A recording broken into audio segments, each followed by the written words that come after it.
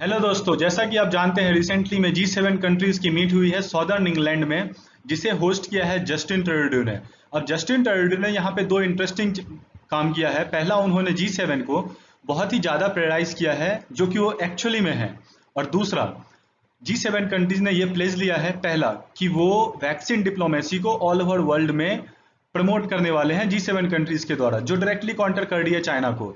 और दूसरी काउंटर करने वाली बात यह है कि वो इंफ्रास्ट्रक्चर ऑल ओवर वर्ल्ड में डेवलप करने वाले हैं अपने तरीके से, जो कि चाइना को बहुत ही ज़्यादा चुभी है, बिकॉज वो डायरेक्टली हिट कर रही है चाइना के सबसे ज़्यादा ambitious belt and road initiative को। अगर ये दोनों प्लान सक्सेसफुल होता है तो इससे चाइना को इकोनॉमिकली और पॉलिटिकली बहुत ही ज़्यादा हार्म होने वाला है। और आप जानते हैं कि ऑलरेडी G7 कंट्रीज जो कि 10% ऑफ द पॉपुलेशन है, और इनकी इकोनॉमी का तो आपको पता ही है, और वर्ल्ड की ये लीडिंग डेमोक्रेसीज है। तो ऐसा होने के बाद ये कोल्ड वॉर 2.0 सीधा सीधा दिख रहा है कि एक अलायंस और against the big big country already चलने वाला है एक बहुत ही लंबे तौर पे। आइए देखते हैं G7 कंट्रीज ने क्या क्या स्टेप्स लिए हैं और चाइना को इससे क्या क्या इंपॉर्टेंट जो चीजें हैं जो कि न्यूज में होंगे हैं। बार बार वो रिपीट कर रहे हैं कि G7 कंट्रीज को ऐसा नहीं करना चाहिए था। आइए डिटेल में देखते हैं। जैसा कि आप देख सकते हैं कि इस न्यूज में, इंडियन एक्सप्रेस का ये न्यूज है, इसमें G7 कंट्रीज को चाइना ने, जाई जिनपिंग ने स्पेशली कहा है कि वो small groups don't rule the world. इसका मतलब सीधा सीधा है कि वो G7 कंट्रीज को बोल रहे हैं कि स्मॉल कंट्रीज को नहीं बोलना चाहिए ज्यादा वर्ल्ड अफेयर्स के बारे में। ऐसा बोलने से पहले जाई जिनपिंग को आई थिंक सोच लेना चाहिए था, बिकॉज ये जो G7 कंट्रीज हैं इसके पावर अल्टीमेट है, क्योंकि इनकी जो इकोनॉमिक स्ट्रेंथ है और मिलिट्री स्ट्रेंथ वो चाइना से कहीं ज्यादा है। अगर ये सारे के सारे साथ मिलके चाइना के ऊपर अटैक करे तो in the future if might possible. अब इसमें है क्या, जब G7 कंट्रीज ने डायरेक्टली बोला कि वो इंफ्रास्ट्रक्चर के ऊपर काम करेंगे ऑल ओवर वर्ल्ड में, तो ये जाई जिनपिंग को बहुत ही ज्यादा चुभ गई, क्योंकि ये multi billion belt and road initiative जो है उनकी, जो उनका ड्रीम है, वो एक तरह से कैंसिल हो जाएगा। क्योंकि G7 कंट्रीज अगर स्टेप इन करते हैं तो वो ऑल ओवर वर्ल्ड में फैले हुए हैं, उनके पास वो मनी एंड मसल पावर दोनों है। मसल से मेरा मतलब मिलिट्री है। अब इस न्यूज में ऐसा देने के बाद जस्टिन ट्रूडो ने जब कहा कि वो वैक्सीन और इंफ्रास्ट्रक्चर के ऊपर काम करने वाले, इसके साथ उन्होंने सीधा सीधा नाम भी लिया है पीपल रिपब्लिक। उन्होंने डायरेक्टली चाइना का नाम तो नहीं लिया, पर उन्होंने पीपल रिपब्लिक बोल दिया, जिससे चाइना को ये बात बहुत ही ज्यादा चुभी होगी, आप सोच सकते हैं। अब इसके साथ ये देखिए, री इमरजेंस ऑफ चाइना जो है as a leading global power. ये 40 सालों में देखा गया कि चाइना एक ग्लोबल पावर आ रहा है, सिर्फ और सिर्फ इकोनॉमिक ही नहीं, मिलिट्री तौर पे भी। अब मिलिट्री तौर पे चाइना अगर अपने मसल फ्लेक्स कर रहा है, जैसा कि आप साउथ चाइना सी में देख रहे हो और भी अलग जगहों पे देख रहे हो, तो इससे डायरेक्टली प्रॉब्लम होता है जो वर्ल्ड के दूसरे पावर्स हैं। अब उनको प्रॉब्लम होने के बाद यहाँ पे मोस्ट सिग्निफिकेंट जियो पॉलिटिकल इवेंट्स होते हैं, जो कि बीच बीच में आपको देखने के लिए मिलता है साउथ चाइना सी में, इंडियन ओशियन में और इंडियन बॉर्डर्स के पास। तो इससे ये सीधा सीधा तय हो रहा है कि जो सोवियत के साथ कोल्ड वॉर, पहला कोल्ड वॉर था जो कि 1970 से 1990 तक चला था आफ्टर वर्ल्ड वॉर टू, वो चाइना के साथ होने वाला है, वेस्टर्न कंट्रीज का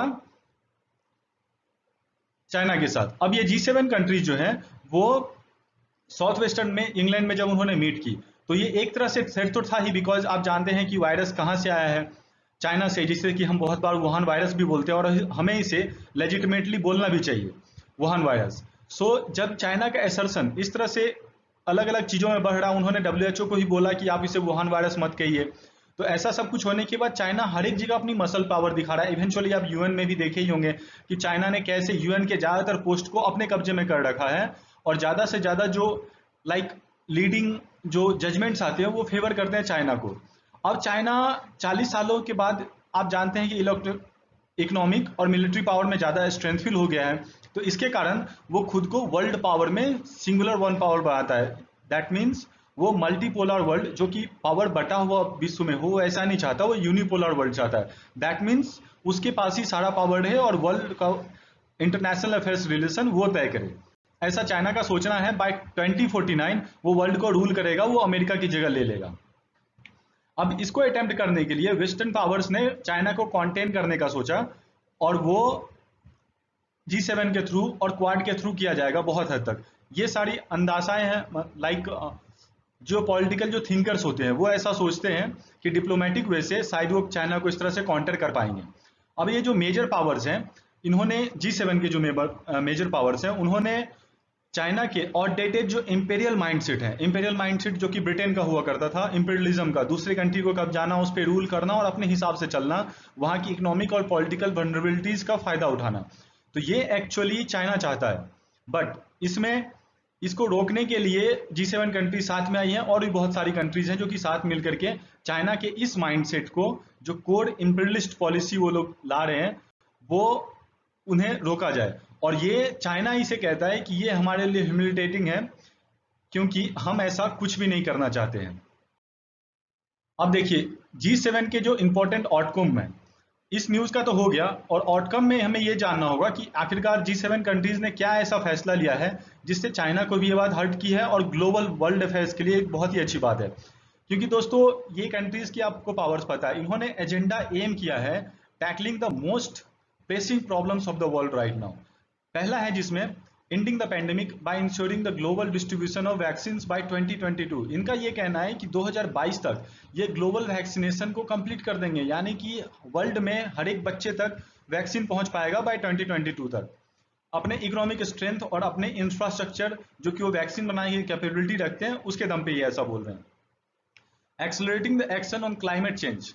क्लाइमेट चेंज, आप जानते हैं कि क्लाइमेट चेंज कितना ज्यादा वर्ल्ड को इफेक्ट कर रहा है। अभी अंटार्कटिका का आपने न्यूज देखा होगा कि वो 3 गुना ज्यादा स्पीड से बढ़ रहा है। हमने आईपीसीसी और पेरिस क्लाइमेट में डील में 1.5 डिग्री सेल्सियस का प्लेस लिया हुआ था, बट एक्चुअली में हमें इसे बढ़ाना होगा। अगर हमने ग्लोबल क्लाइमेट के ऊपर ध्यान नहीं दिया तो जिस तरह से अंटार्कटिका में तेजी से आइस पिघल रही है, उससे बहुत ही ज्यादा जल्दी हमारे टेम्परेचर जो है पूरे के पूरे वर्ल्ड के चेंज हो जाएंगे और वो एक ग्लोबल वार्मिंग हीट की ओर जाएगा। Curving the power of multilateral companies with a new global tax regime, ये बहुत ही ज्यादा इंपॉर्टेंट है, इसलिए मैंने इसे रेड में किया हुआ है। आपने देखा होगा कि वैक्सीन डिप्लोमेसी जब शुरू हुआ था तो अलग अलग कंपनीज अपने अलग अलग शर्तों के साथ आई और वो अपने तरीके से चाहते थे मल्टीनेशनल कंपनीज की वो रूल करे। आपने अभी ट्विटर का केस इंडिया में देखा होगा, वो कैसे गवर्नमेंट्स को मोल्ड करते हैं। रिसेंटली उन्होंने अभी एक प्रेसिडेंट को भी बैन कर दिया था, अफ्रीकन प्रेसिडेंट को, ट्विटर से और फेसबुक।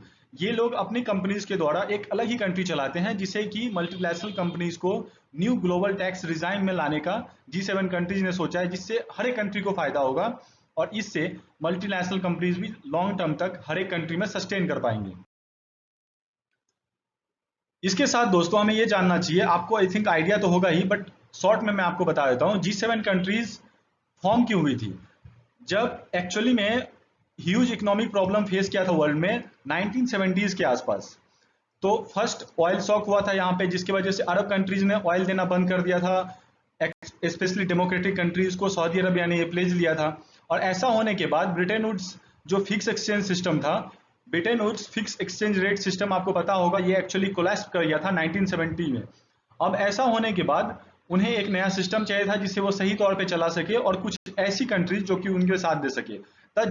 तब G7 कंट्रीज साथ आई और उन्होंने इकोनॉमिकली और मिलिट्री वाइज भी अपने आप को संभाला और नया फिक्स एक्सचेंज रेट तय किया जिसमें यूएस डॉलर अभी बहुत ही ज्यादा चलता है।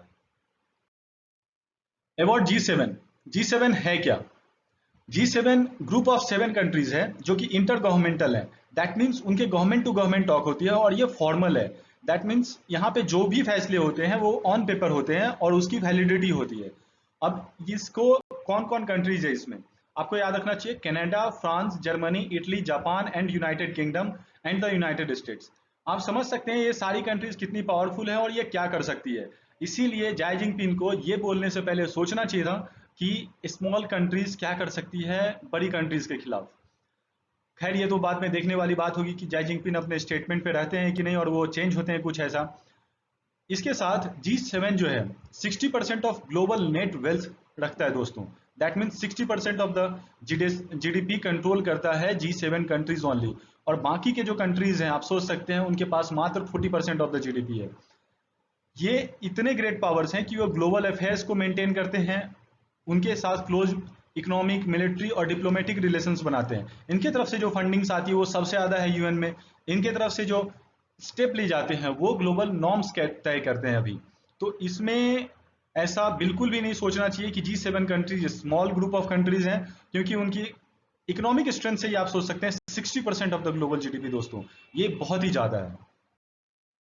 सो दोस्तों thank you for liking and subscribing the channel. So subscribe it. Thank you guys. Be safe.